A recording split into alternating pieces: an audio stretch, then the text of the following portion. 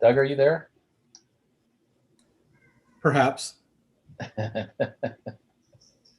All right. Well, we have a quorum. I understand Russell is in Ohio, so he won't be able to attend. He might be able to attend one of the later meetings. And Doug, are you there?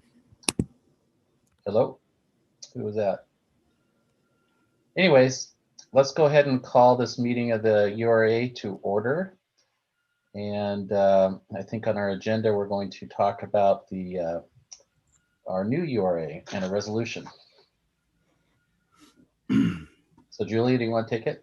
Sure, and it's really going to be turning it over to Elaine here in a second. So as you mentioned, we're working on development of a new URA that we are uniquely titling the 2021 URA.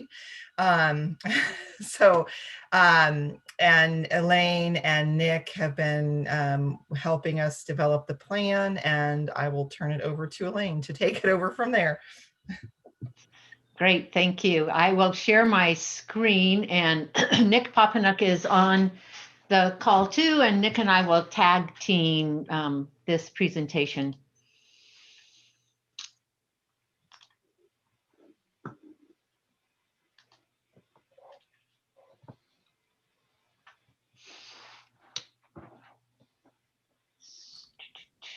So this is what we are going to cover: the role of the agency, the plan preparation, just an update on the advisory committee, boundary projects, finances, the process on public building concurrence, the process on Washington County approval, the impact on the taxing districts, and the next steps. So the role of an urban renewal agency is specified by ORS 457, which is a statute that covers urban renewal. The agency's role is to review a draft plan and report and send it out for formal public review. That public review includes going to the Sherwood Planning Commission, consult and confer process with the taxing districts, where they get a minimum of 45 days to review the plan. Going to Washington County for 2 actions, and I'll cover those on a subsequent slide. Getting public input, and we'll also cover that in a minute. Sending or getting taxing district consideration of a public building project, citywide notice for the ordinance adopting the plan, and then the city's consideration of the public building project and the city's consideration of the ordinance for adoption of the urban renewal plan. So the agency starts this all out, and then you really just hand it off until it's done, and then it comes back to you if adopted. The public review that's gone on so far, there was an advisory committee that was appointed by City Council. That advisory committee was comprised of taxing district representatives of the major districts: TVFNR, the school district, the county, Councilor Rosner, and one of your planning commission members, and your Sherwood Chamber.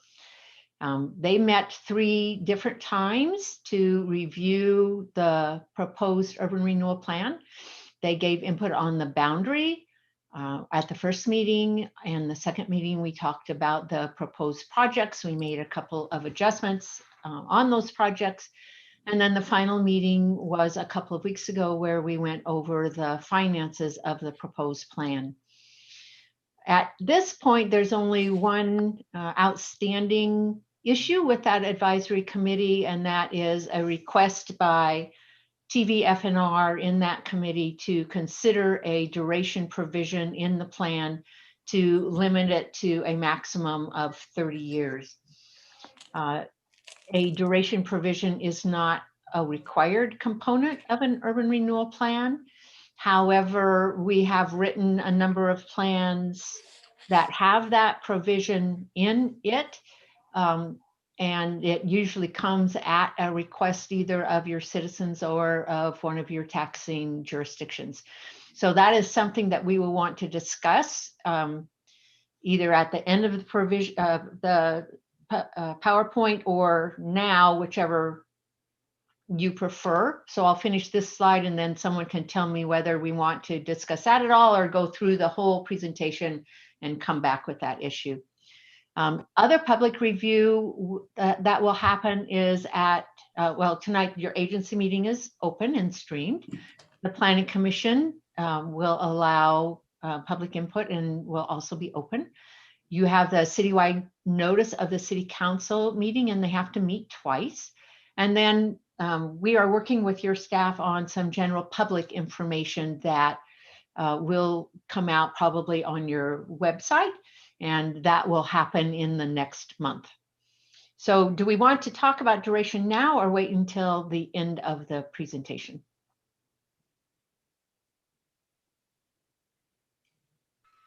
I'm fine with Why don't it until we- the end. Yeah, The end? Tim, Yeah, you're that's fine. muted and it looks Okay. like you're saying something. Oh, I asked a question and everyone answered it, and then I said we can wait till the end. So Okay, great, Yeah. thank you. This is the proposed boundary of the area. It's a little unlike any boundary I've ever done, so it's very interesting. It is unlike any boundary because all of the red that you see on this is right-of-way that is in the proposed urban renewal area, and that is for your installation of future broadband. So in addition to the yellow parcels, which are the parcels that are included in the area, all of that red right-of-way is included in the area. In a map that's coming, I will show you that part of that area is not in your city limits, and that presents some additional steps that we must go through. This is the final project list, and we've gone through this with you as City Council before, so there are no surprises on this, except that since the last time we came to the full City Council, we did update our financial projections, which allowed a little more money to be allocated to these projects than were allocated when we reviewed the project list with you previously. And it shows the total estimated cost, the constant fiscal year end 2020 cost, and then what that is of the total percentage of the total cost, the percentage of the total cost. Are there any questions on the project list?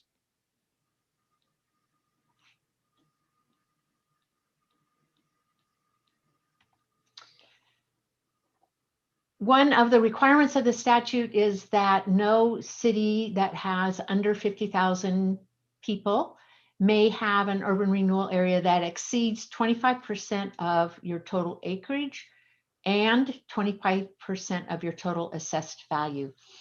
A couple of months ago, you adopted the amendment to your existing plan to reduce your acreage, and that is shown on this table, so that the acreage remaining in that area is 174 acres. The new urban renewal area has approximately 585 acres, making total in urban renewal at this point be 759, which is 24.26% of your total acreage. So you're obviously very close. We do know that in the future, your existing area is expected to terminate after fiscal year end 2023. So that will free up acreage to either add to this area or create a new area if you wanted to in the future. You can also see the computation for assessed value. You have no problem with that assessed value computation. You're at 12.46, so there aren't any potential issues there. Maximum indebtedness is an issue that we've talked about with you before. Maximum indebtedness is the total amount of money that an urban renewal area may spend on projects, programs, and administration of the area. Since the last time we talked to you about this area, we recalculated the growth scenario using a 7% assessed value growth, which made that maximum indebtedness number increase. because it projected more growth over that 30-year time frame than the prior calculation. When we did that, our consultant team recognized that that slipped us into a statutory restriction on maximum indebtedness. So in the statute, ORS 457, there are restrictions based on the assessed value of your urban renewal area as certified by the assessor. Well, we don't have that information because you can't certify an assessed value until an area is created. So we didn't quite know what to do with this. We talked with the city. Nick on our team suggested a pretty brilliant solution, which was to say that the maximum indebtedness would be the lower of either the amount that we calculated, which is 166,600,000, that's tied to that 7% growth rate, or the statutory provision. However, we have never done that in an urban renewal plan, so we asked the city if we could contact an urban renewal attorney to review that proposal and let us know whether that was an acceptable option to put within the plan. We got that opinion today, and the attorney David Doofman from Bury Elsner did say that using very specific language, which I've shared with your staff just a few minutes ago, that we can do that. And so that is the way the plan will be written. That way, once the assessor certifies the assessed value of the area, we will be able to run that computation that's in the statute and decide which of those two numbers we actually can use as the total assessed value. If it is lower than the 166.6 million, we will go with the lower number. And that change to your plan will be achieved through a minor amendment to the plan. So it's not something that goes out for full review. It can be done because it's not an additional impact on anybody. It is a lower impact. It can be achieved just through a minor amendment. So that's an additional hurdle that we're new at. We haven't done before, but we have figured out and know how to resolve it. So given that, are there questions on that? Because that is a little confusing. Well, no, I was just going to say that's a really creative solution. Kudos to you and the team. That's a great idea. Thanks. And I just wanted to highlight for if anybody's asking sort of why it's not been really dealt with is in most cases, I mean, we are having a fairly aggressive 7% growth rate. And so I think that, which is fine, but it's just that their team hadn't come up against this very much where they've had those limitations. And so that's why it was new, is that we were sort of pushing the bounds because that's what we want to do, which is wonderful. But that's why that's something that they haven't really experienced. Right. And for anyone listening out there, that's just a maximum number. If we were to bond against those future revenues or anything like that, obviously we would be using a rate that the banks would approve of, not that 7% rate. So it's not really adding risk. It's just giving this the opportunity to fully leverage the URA depending on the growth rate. Yes. So this just shows the calculation of that new maximum indebtedness number given the 7% AV growth rate of $166.6 million. And that's over a 30-year time frame. So when you bring that back to 2020 dollars, your capacity to assign values to projects and the amount of money you might spend is at $88,900,000. So we always bring that back so that because our project costs are in today's dollars, so we need to know how to allocate that money in today's dollars and then allocate it over that 30-year time frame. So the capacity in years it varies. You can see here between the different years of the urban renewal area. Years 1 through 5 is higher here because we are in response to the city trying to get some of the key projects that you want that are fairly expensive projects funded up front. And if you do that, that does mean in years 6 through 10, you have a little bit of a smaller capacity to do projects. And that's a result of your desire to fund those other projects earlier. There is another step in this urban renewal area that you didn't have in your last urban renewal area. And that is the requirement for concurrence on a public building project in an urban renewal plan. This was put into the statute in 2019, so it's relatively new. And the public works facility relocation that you have as a project is defined in the statute as a public building project. We have explained that project both in the plan and report, and we'll explain it in the letters that go to the taxing districts as a project that not only moves the public works facility and upgrades it so that it is to current seismic standards and current operation needs when it's upgraded, but it is currently on a site that has a higher and better use than the public works facility, and a use that could be a privately owned property that would contribute to the overall property tax base. It's located close to your downtown in the downtown core area, and should be a use more conducive to that. The present location is out in a property that is presently also publicly owned, so it wouldn't take another parcel off the property tax rolls, and would then be in an industrial area, so a more conducive zoning for the public works facility.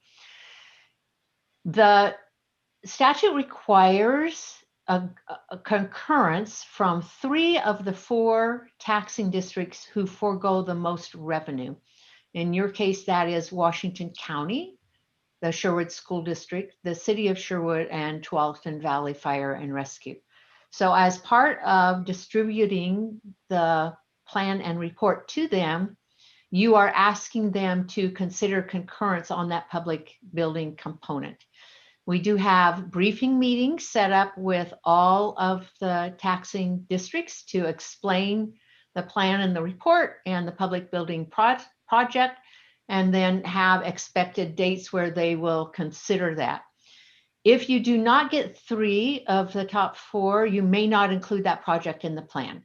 So that's in the plan now.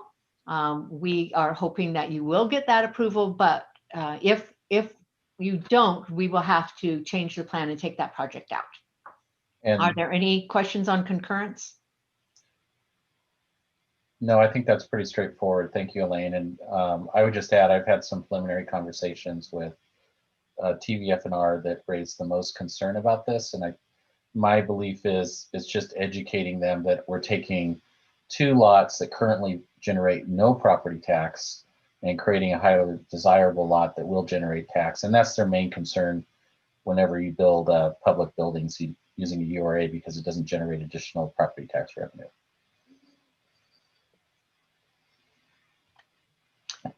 So those are the taxing districts where we have to get approval of the public building project. With the county, we have to get another approval, and that is approval of the plan itself, because there are unincorporated properties within the boundary of the urban renewal area.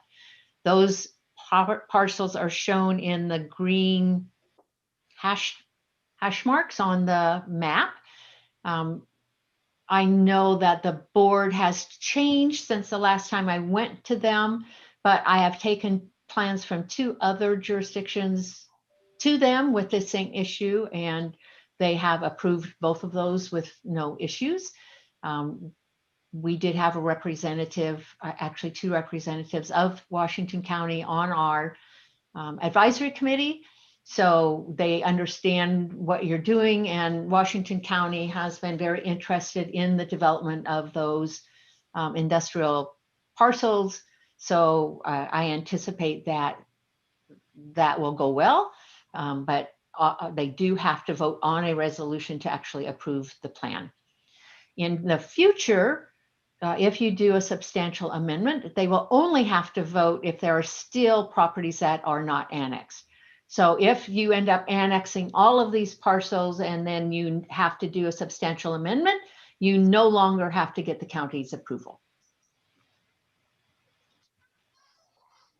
I'm going to let Nick go through the next couple of slides there, the taxing district impacts.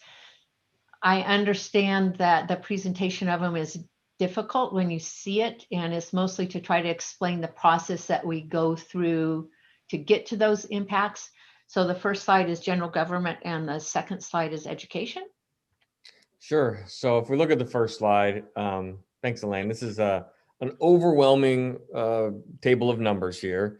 It's good to have it on the PowerPoint just so that folks later on can go back and look at it and see what we were forecasting in terms of the foregone revenue for every district every year. I will say that these are forecasts. This is not a guarantee. This is not set in stone.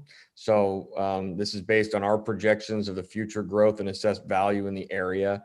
As Elaine mentioned, we have a relatively ambitious forecast here of 7% growth per year long term.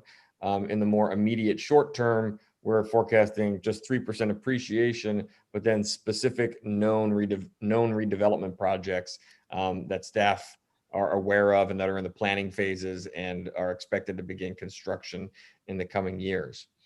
In terms of these foregone revenues, the impacts to the taxing districts, urban renewal is not a increase on anyone's taxes, but it's also not free money that comes from nowhere. The money has to come from somewhere if we're not increasing taxes. And so that's how it does impact the taxing districts. It's also known as division of taxes.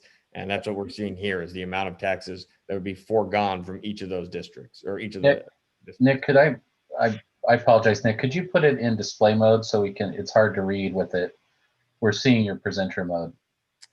Yeah, Elaine maybe can swap. I think you're just sharing the wrong, maybe you have multiple screens on your system and you're just sharing the wrong one. Because we're seeing, we're seeing your presenter screen instead of the. Oh, Elaine, if you go to that told me that much earlier. That display settings that your mouse was on it a little earlier, up towards the top. Yeah. I wonder, and there's something that if you click on that, the first option says swap presenter view and slideshow. That might do it. Let's see if that better. There, perfect. I'm so sorry. I wish. No, that's okay. Somebody had gotten me before. My apologies. No worries. Yeah, so again, these numbers can be overwhelming, tough to see on a PowerPoint presentation, especially on a Zoom screen. But this gives everyone the full data. It's important for the transparency as we're working with the other taxing districts that they see what the projected impact would be. Now, keep in mind, though, that this impact of foregone revenues is based on the urban renewal area making a large number of significant investments in this area. And it's those urban renewal projects and that investment that would facilitate new construction happening here and would be a catalyst for ongoing development in the area over the next several decades. And so even though these taxing districts would be foregoing this revenue, a portion of this revenue would not exist but for that urban renewal investment. So we're showing here the annual impacts for each of the general government districts. We can see for the city itself, it starts off at just over 100 or just under $100,000 per year and grows over time to over $3 million a year that would be foregone 30 years from now when the district is getting close to wrapping up. Elaine, on the next slide, we see the education taxing districts. Largest of this is the school district. It is worth noting that the school district is not directly impacted like the other taxing districts that are shown on this slide. So due to the state's school funding approach, which equalizes funding for all districts across the entire state. If any local school district's revenues go up or down for any reason, including urban renewal, it's not that they have to cut their own local funding, but instead the state takes that into consideration when they are making allocations from the state school fund to make sure that every district receives the same amount of funding per student statewide. So again, this just shows those impacts, and you can see that the total impacts to all governments over the 30-year period does add up to 184 million. That is the exact same number that was projected for the total TIF revenue that would be received by this urban renewal area. So dollar for dollar, an impact to taxing districts and a benefit to the urban renewal agency. My only feedback on that slide is that the way that this is laid out and presented, it makes it appear as though it's a revenue loss in each of those years when it's really a loss of incremental revenue. And I know everyone knows that, or presumably everyone would know that, but just from an optics standpoint, if I was some random person who looked at this, I'd think, oh my gosh, PCC is losing $4 million. Well, they're not losing anything. They're just gaining less. And that's not, to me, it's not clear the way this is laid out. So that makes perfect sense. Yeah, these are definitely foregone revenues. And so they are going to continue to receive the same amount of money from this area as they are already generating. And certainly if you look at their total tax revenue that they'll receive over the next 30 years, and we often do make these additional tables and charts that show how these foregone revenues compare to their total property tax revenues. It is typically the case that it is a very small sliver of total revenues that are actually foregone from any specific urban renewal area. I think that's a really good point. And if, in fact, this is going to be linked anywhere, I could offer to update this slide and just explain a little bit of that narrative on this beginning slide to make it a little more clear before the other two slides. When you do a presentation, you can give those explanations, but when other people look at it, they haven't heard the presentation itself, maybe. So I will coordinate with your staff, and if this is in fact going to be linked, and if I'm allowed to, I'll update this slide to put some of that narrative in. Thank you, Elaine. I think that's really important for citizens that are looking at this, and we don't want them to think the school's going to lose money. Right. And it's foregone revenue, and more importantly, as Nick explained, all this money goes to the state, and then the state redistributes it all to all the schools on a per pupil calculation. So it's not really money that the school district's losing. And thank you for those comments. So the next steps, we have the agency meeting tonight. If you pass your resolution, we have prepared for your staff the taxing district letters to go out tomorrow. We have a briefing of Washington County on March 16th. We'll do public input in March and April. Washington County will consider the vote on the public building on April 6th. The Sherwood Planning Commission will review the plan for conformance to your comprehensive plan on April 27th. Washington County will consider a vote on the plan due to the unincorporated properties on May 4th. TV FNR will have a briefing on, I may have their briefing on the wrong date. I think they have their vote actually on April 27th. The school district will consider a vote on May 4th, and the city council hearing is scheduled for May 18th, and the city council vote on a non-emergency ordinance is scheduled for June 1st. So it's from here, things move along quickly. And that's always the same in every urban renewal plan. So it's not any more quickly from this point on than any other.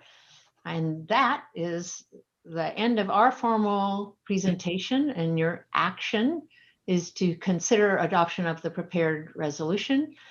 I don't know if at this time you want to talk about the TV FNR concern about duration.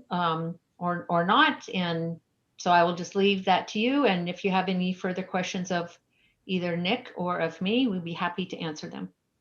I'll make a quick comment about the duration issue, and we can open up for comments. But TVFNR's concern is that in the past, some districts have extended URAs if they haven't reached the full value of their URA yet, which means that's multiple years that they don't get that TIF revenue back.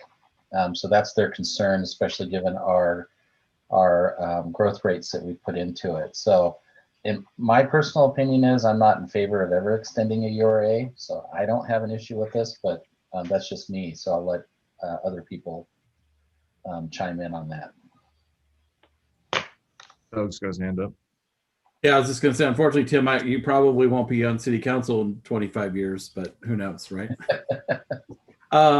If you can go back a slide, I did have a question about a couple of these. So you've got Washington County consider vote, Sherwood School District consider vote. What does that mean? And what is, like, if they don't vote, what does that mean? Like, what is, We will prepare or have prepared for them a sample resolution to adopt.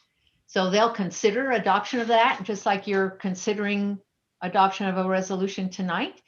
So it just means that's their time to review the action and determine how they want to vote.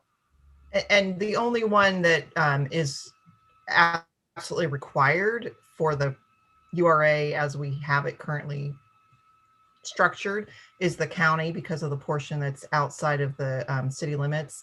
The other ones are for the public works building. Right. So if they don't concur, then that project can't be included in the plan. okay. But we can still go forward with the plan if they either don't do anything or if they vote no. We just can't go forward with the public works building. Correct. That's correct. Okay. But it's important to know that it would just be day one. You can still do the maximum indebtedness and do an amendment 2 months, 6 months, 2 years down the road and put it back in, and nobody could say no. Got it. So Kim's got her hand up. Yeah, I was just going to concur with Councilor Rosner or chair, whatever we are in this URA. We're not counselors, but Mr. Rosner. Mr. Rosner, yeah, on the request from TBFNR. And I also don't see any reason to extend the URAs. And Doug's right, none of us will be on council then anyways, but I think honoring that request isn't a bad thing. So I would, if TVFNR supports the program as we present it to them, I'm agreeable on the term. If they don't out of the gate, then nope. That's my 10 cents. Elaine, can I ask a clarification question because of something that the chairman said? The concurrence, if we were to add back in the public works building at a later date, does that concurrence You still have to get concurrence. Okay. The statute requires concurrence on any public building project that's put into a plan, either through original plan or an amendment. So you would still have to get concurrence on it. You may be able to negotiate with them and get them to agree to it at a later date, but you still need 3 of the top 4 taxing districts to give concurrence. Thanks. Right, 3 of the 4, but not, they alone cannot block it. Yes, So, yeah, they can block the public building project. They can't block the whole plan. But the way the statute you just said 3 of the 4. So if TVFNR doesn't approve it, but the county, the city, and the school district do, it still can go forward. Yes. Yes. So let's just be clear. And my position is if I would put the 30-year limiter on there if there's no changes to the project list. If not, then I'm not interested at this point. I hear what you're saying. I'll have to think about how we do that in reality in terms of drafting the plan. So we'll just have to talk about that a little bit with the staff to see how that actually rolls out in terms of moving forward.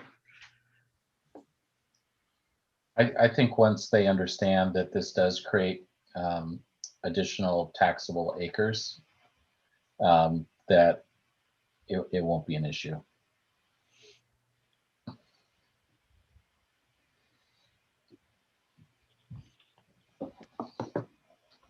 So it may be that duration provision, I'm just brainstorming here, but it may be that duration provision doesn't actually get into the plan until it goes to city council, and if the public building project is approved. So I don't know if you guys, if you want to make any formal statement about that, or if that's just the understanding that that is your intent.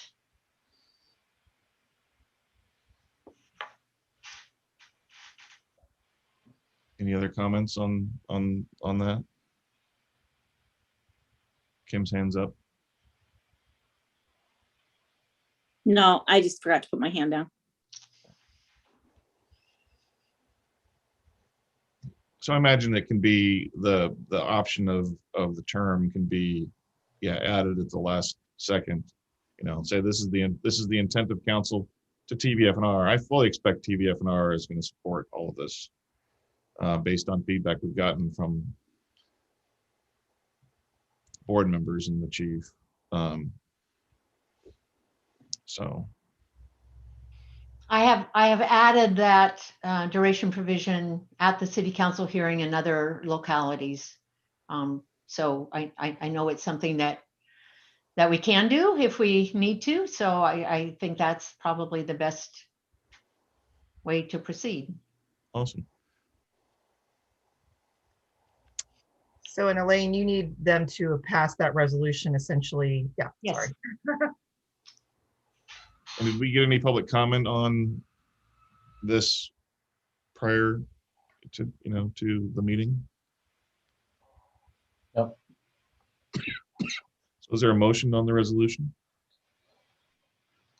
Do we have a text for the resolution? I've got it.